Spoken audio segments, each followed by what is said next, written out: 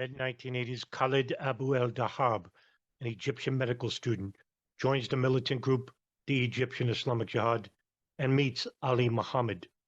Ali Mohamed convinced el-Dahab to move to the United States and become a sleeper cell agent. El-Dahab does so in 1987, moving to Santa Clara, California, where Mohamed has a residence and a wife. El-Dahab marries an American woman, becomes a U.S. citizen, and gets a job at a computer company. In 1987, a female acquaintance of el-Dahab enters the apartment unannounced and finds several men there cleaning rifles. She decides it is something she does not want to know about and breaks off contact with him. In 1990, Mohamed and el-Dahab travel together to Afghanistan.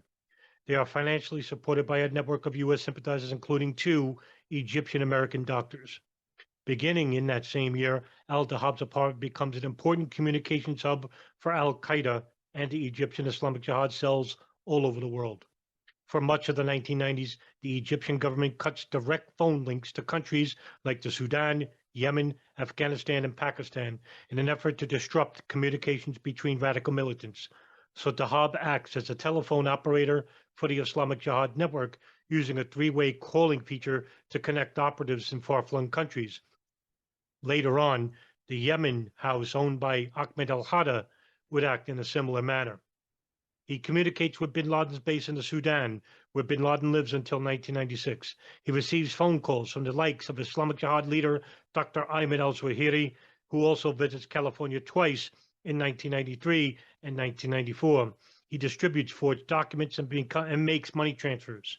He is trained to make booby-trapped letters, enrolls in U.S. flight schools to learn how to fly gliders and helicopters, and recruits additional U.S. sleeper agents. He helps translate U.S. Army manuals and topographical maps into Arabic for al-Qaeda and Islamic Jihad training. El-Dahab will move to Egypt in 1998 and becomes arrested in the same year in October. He confesses his role in all of this in the Egyptian trial in 1999. The Egyptian government will sentence him to 15 years in prison. Bin Laden had personally congratulated el-Dahab for recruiting Islamic Americans into al-Qaeda during the early 1990s. Dahab told investigators after his arrest in Cairo on terrorism charges in 1998. Dahab said bin Laden was eager to recruit American citizens of Middle Eastern descent because their U.S. passports could be used to facilitate international travel by al-Qaeda terrorists, according to the account of the confession. This account was published on October 10th in the London-based Arabic newspaper Al-Sharq al-Aswat.